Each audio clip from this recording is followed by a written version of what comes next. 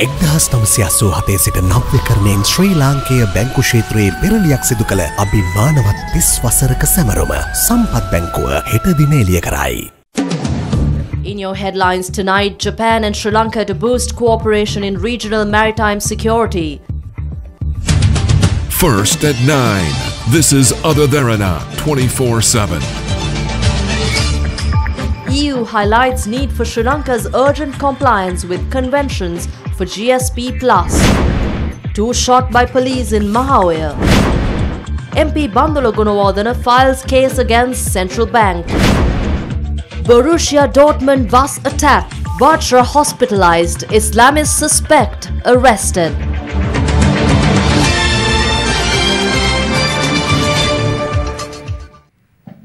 Good evening. This is your primetime news at 9. I'm Indira Yamwatha. We take a look at the top story making headlines tonight. Japan will support Sri Lanka's national development plan in order for the nation to become a primary hub of the Indian Ocean region. Prime Minister of Japan Shinzo Abe expressed these views during bilateral discussions with Sri Lankan Prime Minister Ranil Wickremesinghe in Tokyo today.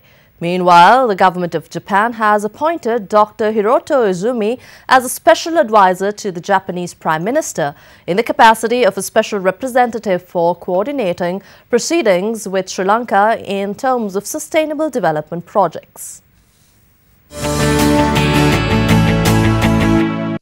Marking Prime Minister Ranil Wickremesinghe's state visit to Japan, a special ceremony to accord military honours was held at the Prime Minister's office in Tokyo today.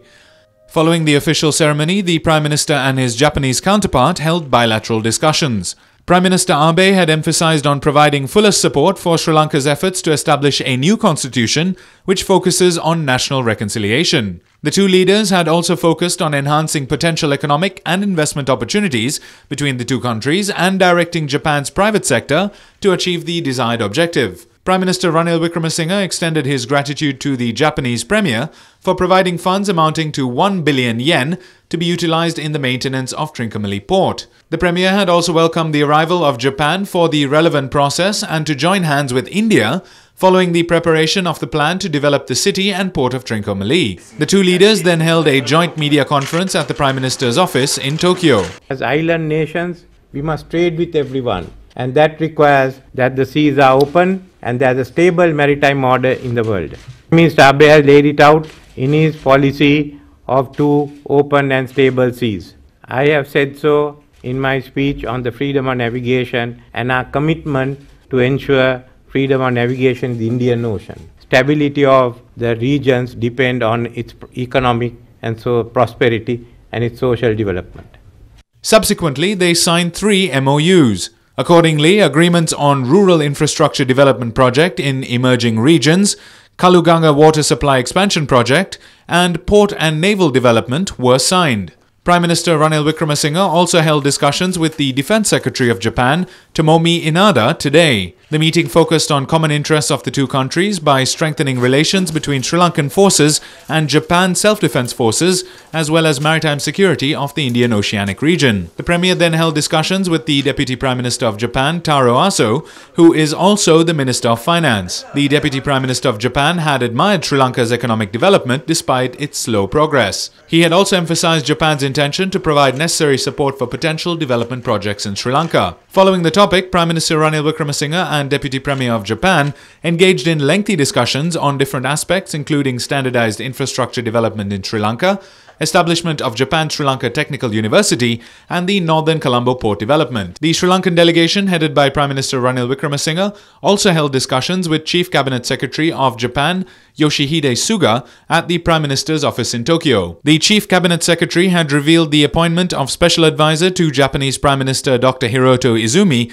as a special representative for coordination of proceedings pertaining to Sri Lanka's sustainable development. During discussions, Prime Minister Wickremesinghe had emphasized government's intention to organize an Indian Oceanic Summit with the participation of countries in the Indian Oceanic region.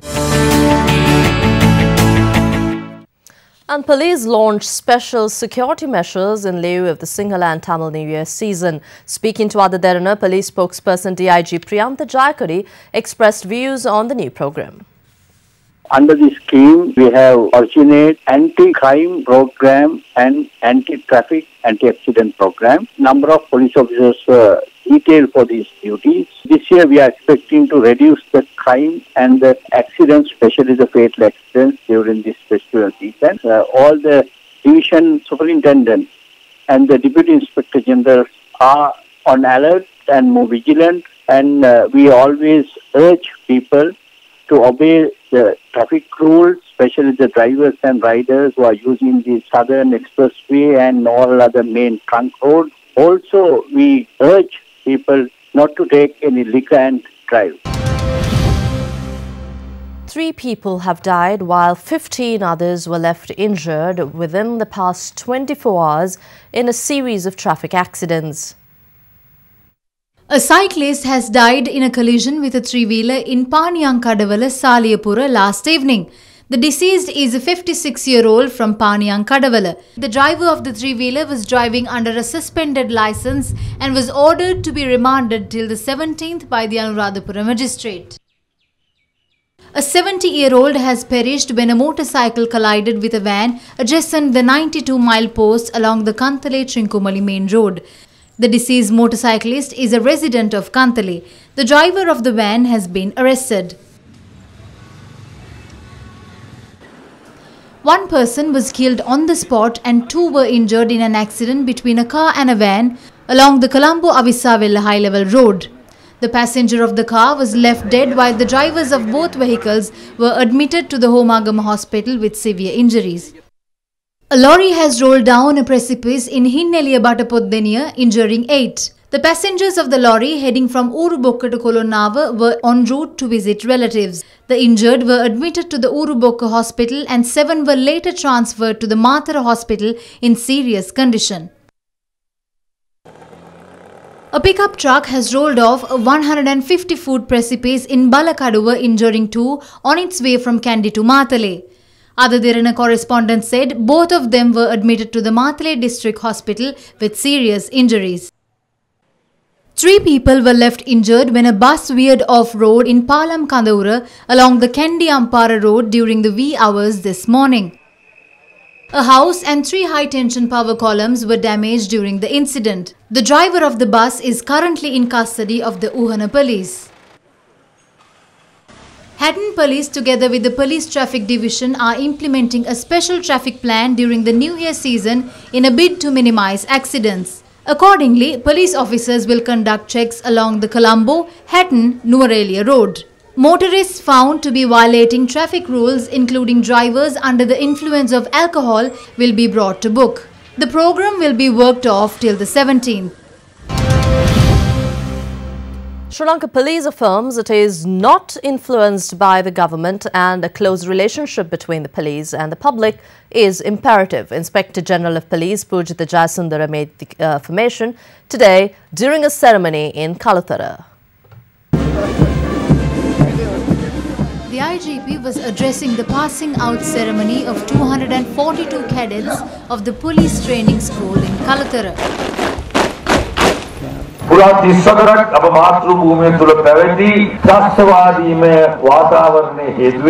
should accept the fact that people in the country are distant from the police because of the 30-year conflict. The law-abiding public does not accept this distance from their sole protector. We have the sponsorship, guidance and the strength of the government as well as the President and the Prime Minister to bridge the gap. The government has created the background for the police to go forward with the cooperation of the Police Commission without any influence.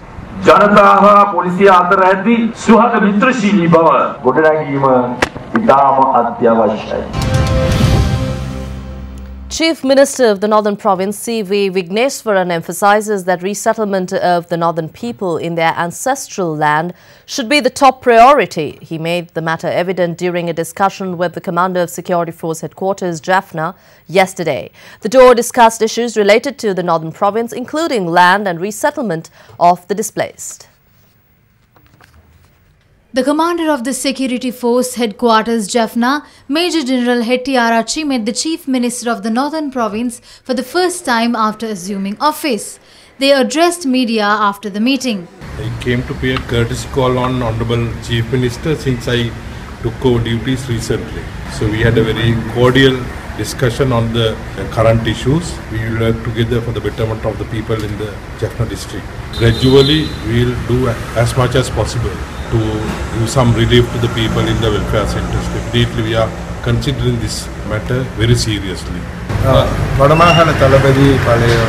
We had cordial discussions. The new security chief of Jaffna has identified the problems faced by people here. Our main goal is to resettle people in lands which they lost. The commander realized that there are obstacles for the process. He understands that we need to overcome these obstacles to resettle people who have lost these lands.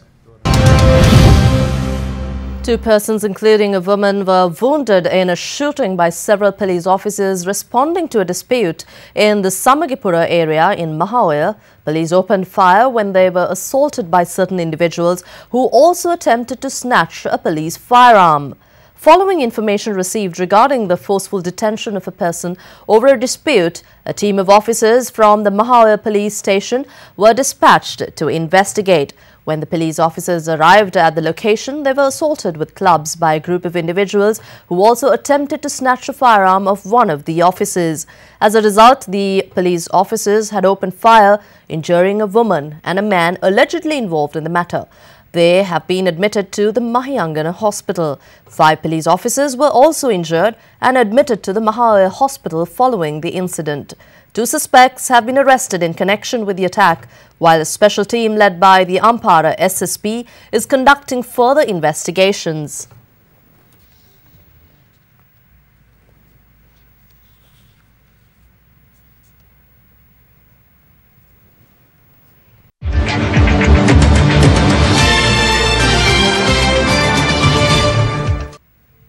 Although Sri Lanka boasts a treasure of biodiversity and a scope for tourism, its utilization for the benefit of economic development is, however, questionable. Since Sri Lanka is now a conflict-free nation, it is easier to improve the tourism industry. Today, we bring you a story about a sincere attempt to uplift the tourism industry in the eastern province of Sri Lanka.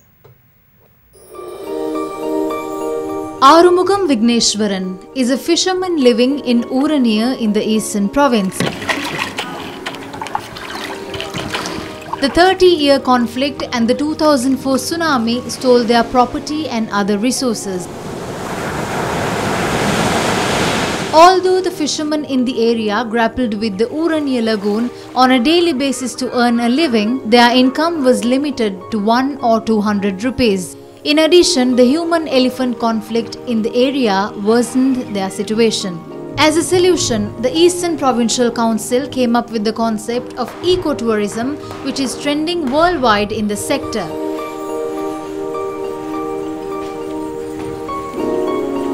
It is intended to uplift the lives of the people of Uraniya in the Eastern Province. Accordingly, several tourist centers are established with the support of the Department of Coast Conservation and Coastal Resource Management. The lives of Arumugam Vigneshwaran and a number of other fishermen changed with the launch of the project. Once a threat to their lives, wild elephants today form a part of their tourist projects.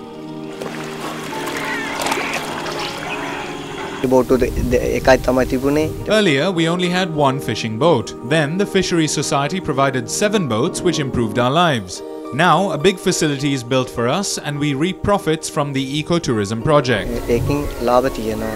The Department of Coast Conservation and Coastal Resource Management ensures the project helps to preserve the ecosystem of the lagoon. This is a post-tsunami protection project. We invest 3.7 million for this fishery community. They will do their capacity to protect the environment. They will not allow to encroach the lagoon side or illegal fishing in this lagoon. On one hand, the people of the area are benefited by the project. On the other hand, the tourists get the opportunity to enjoy the much-craved natural beauty of the eastern province. Really nice, and the lagoon behind with so many animals. Peanut farm, you can see wild elephants. We saw bears already, elephants, crocodiles.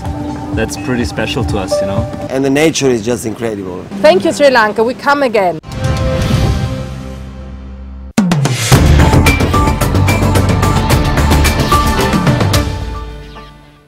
In your business headlines, parliamentarian Bandulu Gunawardena has filed a petition with the Colombo Supreme Court today, citing exchange control draft bill is against the constitution. Through the special petition, the parliamentarian cites the powers of the central bank and the monetary board will be annulled and manifests a situation where a decision cannot be taken without the consent of the Minister of Finance. He highlighted the serious nature of the situation through the petition. A similar petition was also filed by attorney Nagahakanda Kodithuaku today.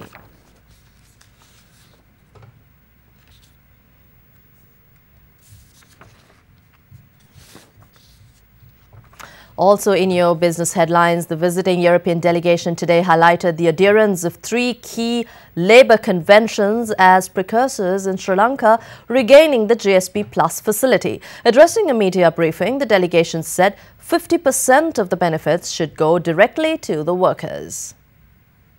The delegation of the European Parliament arrived in the country yesterday to assess Sri Lanka's eligibility for the reinstatement of the EU Generalised Scheme of Preferences Plus facility.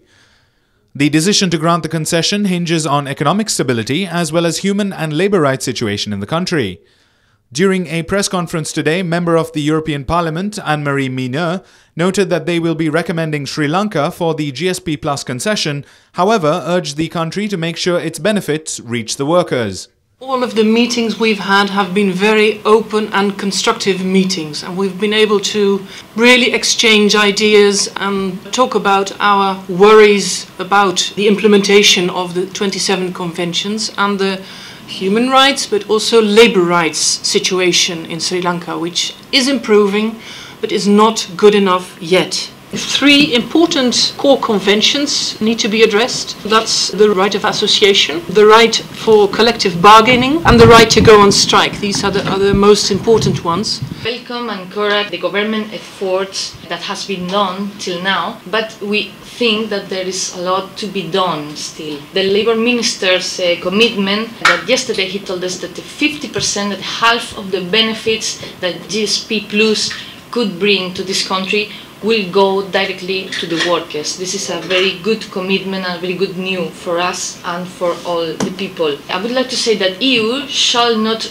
grant a special trade status to Sri Lanka if the money is only remaining in the pocket of a few businessmen. This is not the idea, and we are fighting for this not to happen. We are willing to give preferences to Sri Lanka, but only if we are sure that workers will benefit. Harassment towards unionists should stop now. If the European consumers knew the abuses and the situation of many workers, especially female workers, and they would be ashamed. And now let's take a look at how the Colombo Stock Exchange performed today. Benchmark all-share price index gained 97.45 points to close at 6,402.99, while the S&P Sri Lanka 20 index gained 58.93 points to close at 3,647.82. The turnover was 2,374.4 million rupees, with 412.48 million shares changing hands in 6,758 trades. Top 5 gainers of the day were SMB Leasing Non-Voting, Browns Investments, SMB Leasing, LPT Plantations and Central Investments and Finance. Today there were 6 crossings and the crossing turnover was 986.1 million rupees. Today's foreign purchases was 1,372.77 million rupees and the foreign sales was 1,053.52 million rupees. And oil prices rose today, putting crude futures on track for their longest streak of gains since August 2016, as Saudi Arabia was reported to be lobbying OPEC and other producers to extend the production cut beyond the first half of 2017. Brent crude futures were up 20 cents or 0.36% at their highest since early March at $56.43 per barrel. If the rise holds, it would mark the 7th straight daily increase, and that would be the 6-day bull run from August 2016. The Wall Street Journal reported that Saudi Arabia, the de facto leader of the Organization of Petroleum Exporting Countries, or OPEC, has told other producers that it wants to extend a coordinated production cut beyond the first half of the year. OPEC and other producers, including Russia, have pledged to cut output by around 1.8 million barrels per day during the first half of this year in an effort to rein in oversupply and prop up prices. Saudi Arabia has made significant cuts, with production down 4.5% since late 2016, despite a slight increase in March to 9.98 million barrels per day. However, fearing a loss of market share, it is reported that Saudi Arabia is shielding its most important customers in Asia from the cuts. The U.S. Energy Information Administration has said that 2018 crude oil output would rise to 9.9 million barrels per day in 2018 from 9.22 million barrels per day this year. That will leave increasing amounts of U.S. oil for exports or to be put into storage. Here's a look at how the Sri Lankan rupee traded across other major currencies today.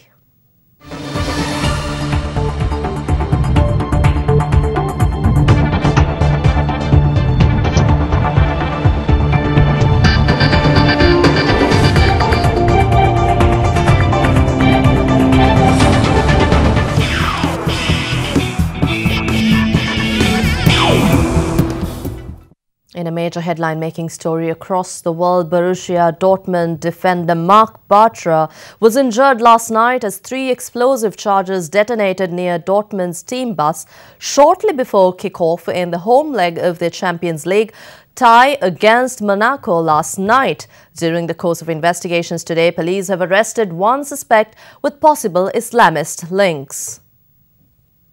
The incident took place 10 kilometers from Signal Iduna Park, Dortmund's football stadium, 90 minutes before the team were to face Monaco in the Champions League. Defender Marc Bartra, the only player injured by the blast, was hospitalized with a radial fracture in his wrist and the debris from the blast lodged in his hand. Goalkeeper Roman Burki told media that the explosions came as the bus turned onto a main road near the team hotel, and police believe that the explosives were hidden in a nearby hedge. German media reports a letter claiming responsibility by Islamist extremists for the attack has been found, but its authenticity and that of another letter are currently being investigated by German federal prosecutors.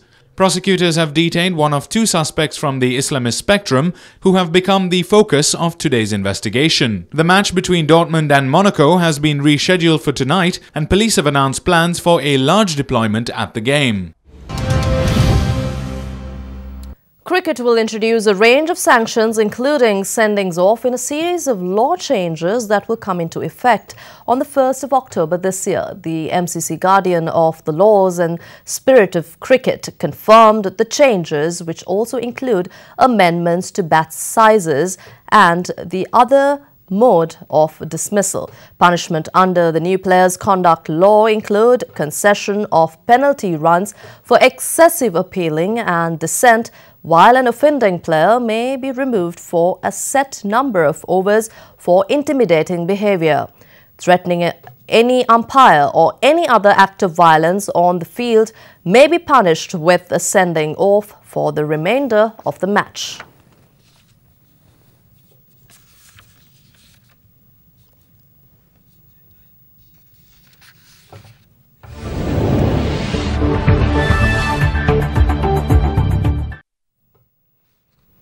And the Chief Executive Officer of United Airlines, Oscar Munoz, has apologized for the incident where a passenger was forcibly dragged along the aisle of one of its airlines and removed from the aircraft.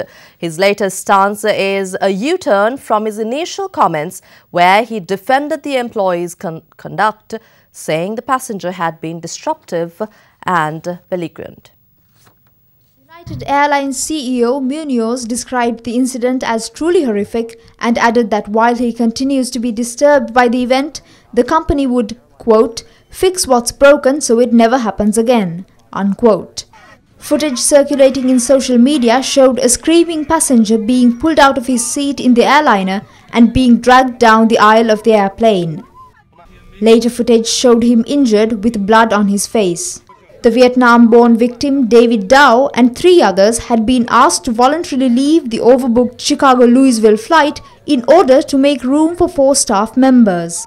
3 complied, however Dow had refused, saying that he worked in a hospital and urgently needed to attend to his patients, whereupon he was dragged off the flight by security officers.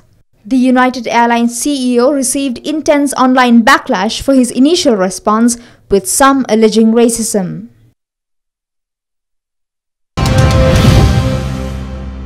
And Russian President Vladimir Putin says relations with the US, especially military trust, have worsened since US President Donald Trump came to office. Putin was speaking to media on the sidelines of a meeting between US Secretary of State Rex Tillerson and Russian Foreign Minister Sergei Lavrov in Moscow amid rising tensions over the Syrian conflict.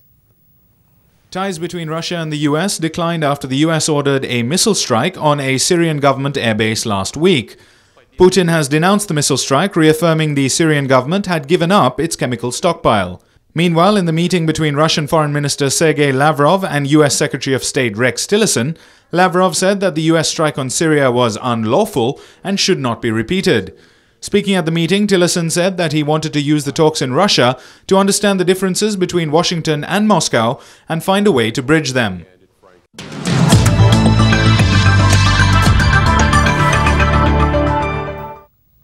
On to your weather forecast for tomorrow now. Due to the low-level atmospheric disturbance in the vicinity of Sri Lanka, prevailing rainy condition is expected to enhance until April 15th. Showers or thundershowers will occur at most provinces of the island during afternoon hours. Rain may occur in the eastern, western and southern provinces during the morning hours too. Heavy falls of about 100 millimeters can be expected at some places, particularly in the western, northwestern, southern, Sabaragamu's central, Uva and north central provinces.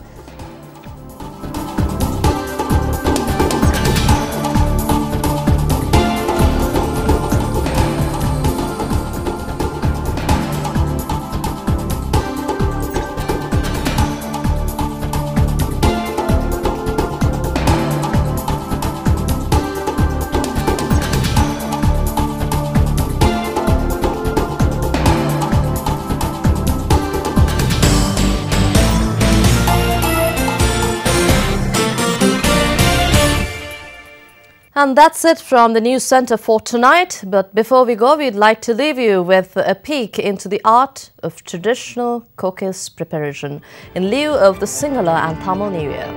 Have a pleasant evening. Good night.